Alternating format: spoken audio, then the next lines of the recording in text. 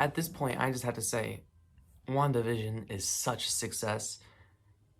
The fans are truly acting like it's a Marvel movie being released every single week, and that's exactly what Kevin Feige wanted, I'm sure.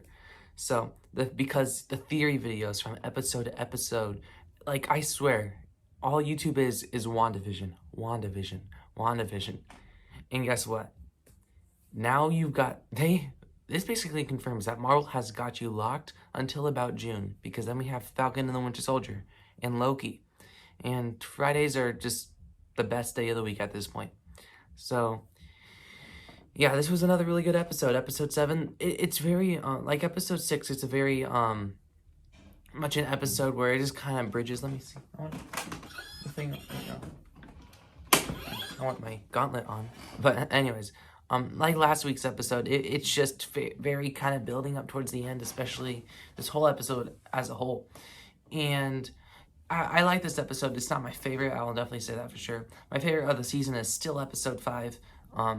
But yeah, let's get into what I didn't like about this episode first.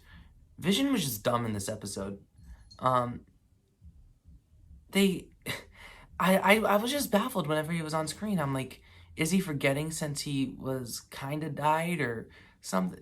And he was brought back? Because it takes him like 5 minutes for him to do the thing to Darcy, when he could have done that when he first saw her. It didn't make any sense to me. And he had to make her look away. I'm like, he didn't do that with anyone else. And so it just felt very filling with whenever we saw a scene with Vision. And speaking of, we have Vision driving in spoilers, by the way. We have Vision driving in a car the whole time. And it just doesn't make any sense to me in how they're like, oh, I think Wanda's doing these things to keep me away.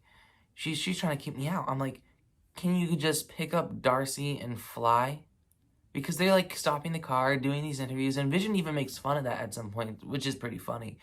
But the fact that he couldn't just pick up Darcy and fly over there, because here's the thing, in Age of Ultron, he caught Wanda from a falling city, like with tons of so we know for a fact he could pick up Darcy and just go. And so the fact that he spent the whole entire episode just sitting in a car waiting for traffic, fake traffic, where we know that he can just pick up Darcy and fly away, that was very irritating to me. But don't get me wrong, it could have been cut. The overall story with them could have been cut to like 3 to 5 minutes. It was more like a 10-minute storyline. So, yeah. But overall, when I look at this, is just a complaint for this episode, but it's not affecting my opinion of the show at all. But after this episode, I can really say I really like the Monica Rambeau character. At first, I wasn't sure, but I think she's awesome. She's one of my favorite characters of the whole show.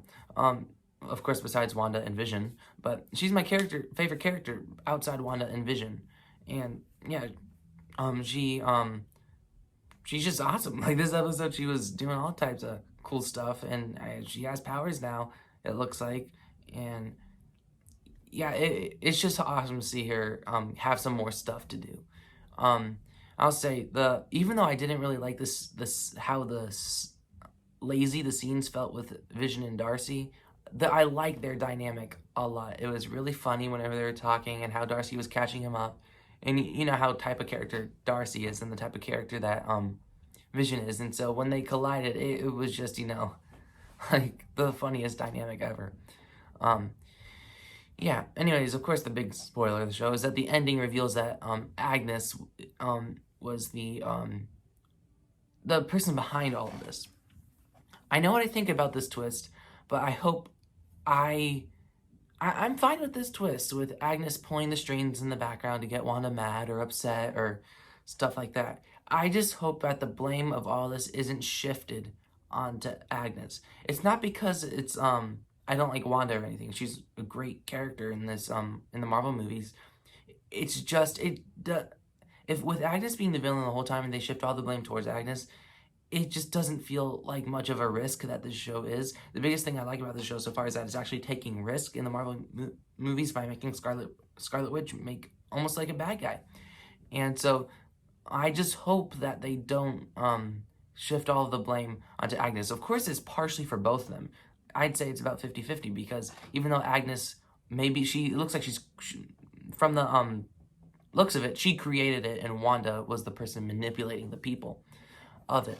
So it looks like Wanda at some point knew what she was doing and she went along with it, which is bad enough within itself. So I hope it's not like, oh, Agnes is the bad guy, what?